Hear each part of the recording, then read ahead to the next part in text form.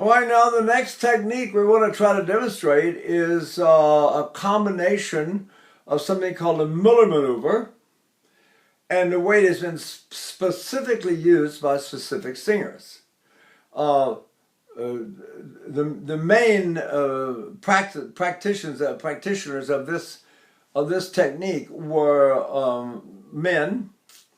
Tamale did a little bit when she sang lyrically, which of course was fantastic. As long as she was lyric, she was amazing. And but basically, you suck air in against a half-closed glottis, and it has a name. It's called the Mueller maneuver. And you would hear Jerome Hines going,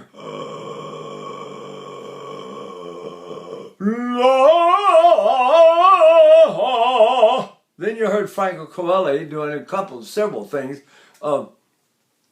He was busier, but one of the things he did was this Mueller maneuver, and he would make the noise, and he would go.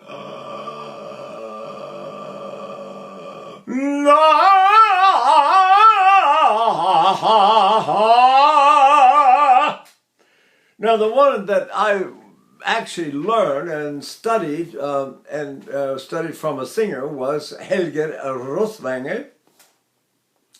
And I studied with him for almost a year and a half in Munich.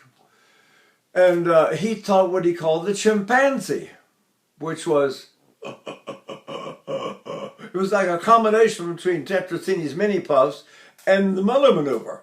But he didn't sustain it. He would do it, and he didn't go, like the other two singers I mentioned, great singers, both of them. He would interrupt them like that. But he always had the chimpanzee voice in there. He didn't go like Tetrazzini. He went. Now, if I do that, what does it do to my voice? See?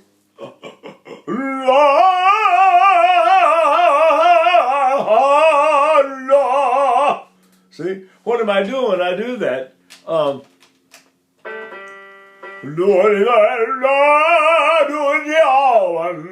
So geleiten sie's dahin, alles was ich konnte schauen, war es sicher losgehen, alles was ich konnte schauen, war es sicher losgehen.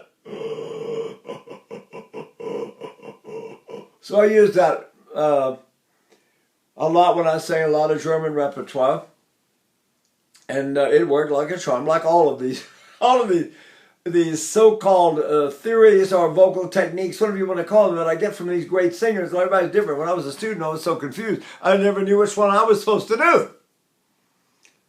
And someone said, well, just do them all. If you can learn them, do them and let them all come together, and they will, get you so that you can pretty much sing anything, which is what I pretty much did. I was even over things that I was afraid to sing, like Tannhäuser and Tristan and Siegfried. I was afraid of them. Let's face it.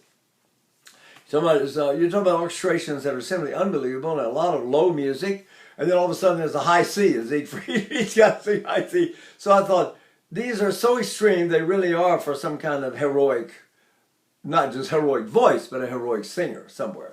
And of course, Melchior sang them all, and I studied with him. And it's interesting the way he approached these things. But he used to say, you should not sing the ones that I sing, and I should not sing the ones you sing. So you can sing those easy ones, Meistersinger, Tannhäuser, I'm sorry, not Tannhäuser, what was it? Meistersinger, Parsifal, Walküre, Fliegende Holländer. I said, yeah, those are all yours. Those are the easy ones. But Meistersinger easy, it's 5.5 hours long, And the second act, when he and Hans Sachs are composing the song, he repeats it 9 times. So, anyway, for Mr. Melchior, those were a piece of cake, and for me, they were already, as extreme as I could go. But as long as I do this, which is one method unto itself,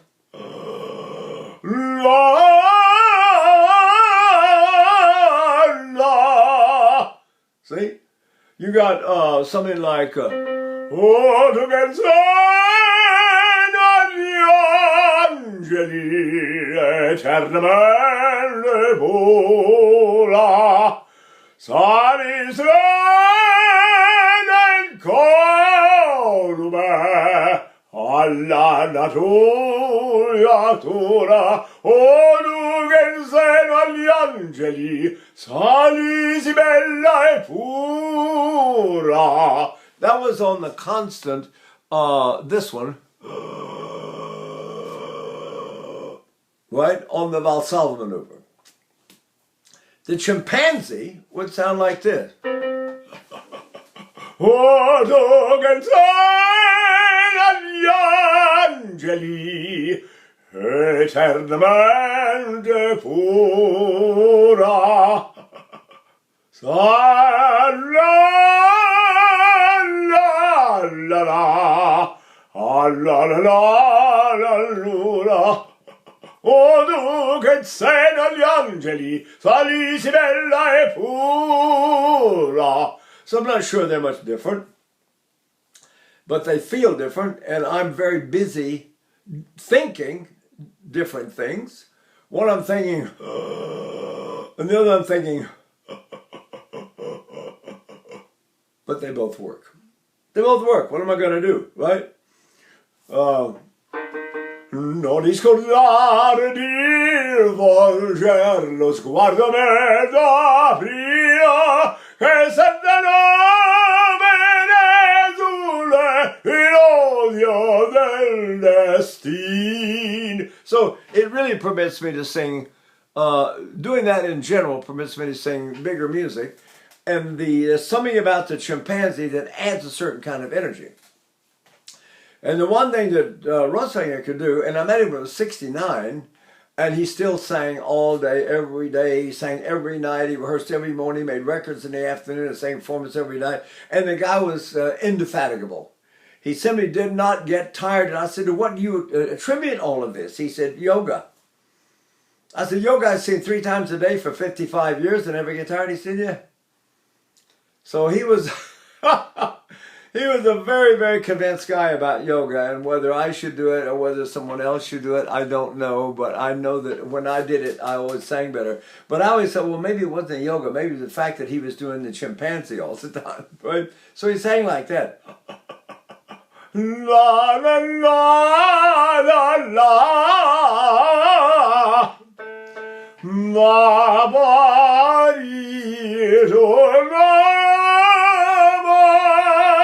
il mio sguardo l'incontro. Or I can do it in German. Ach so fromm, ach so mild, hat mein Auge sie so trifft. I don't remember how it goes though, frankly.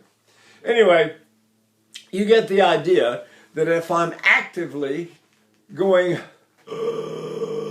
pulling the air into my body against the resistance of a half-closed glottis, let's face it, it makes all these muscles down in my lower back and down in my flanks, all those muscles are working, pulling the air in. Now the fact that they're way down low like that, it becomes a kind of a support method.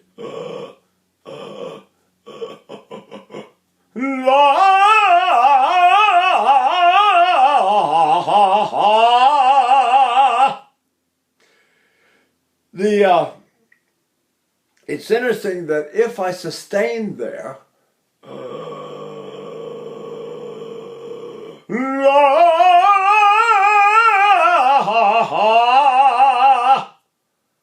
or if I do the chimpanzee, which means separate them,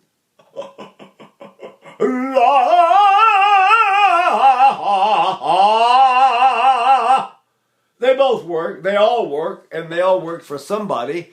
And I was convinced already, let's face it, 65 years ago. They had me convinced. So anyway, I thought maybe everybody might enjoy some of these ideas that some of these people had that they were singing with. And, you know, they didn't tell you, they didn't know much else or didn't tell you anything else. I remember Well, I'll do these in separate tapes, but I can tell you what some of the other singers did, which is interesting. But we will get some of it. You'll see how they sort of all sort of join and connected to each other. They're pretty amazing. La la la la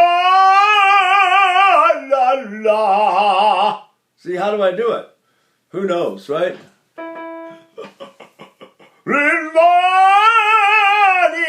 Nascondo la mia vera tortura. Anyway, if you've got the muscles, which you keep doing that stuff, you will develop the muscles, and there are muscles that pull way down in the body, and they cause all of the throat and the trachea and the jaw and the tongue, everything lets go and everything up here relaxes. And all the work is way down below, and the whole tube, right, the trachea, everything, all the way down, all those things feel like that they're free. They're not relaxed exactly, and they're doing nothing, but relaxed in the sense that they're not flexing. I mean, there's nothing going on in my throat at all. I'm just going, and that happens, the work of that happens way down below. Okay. Next.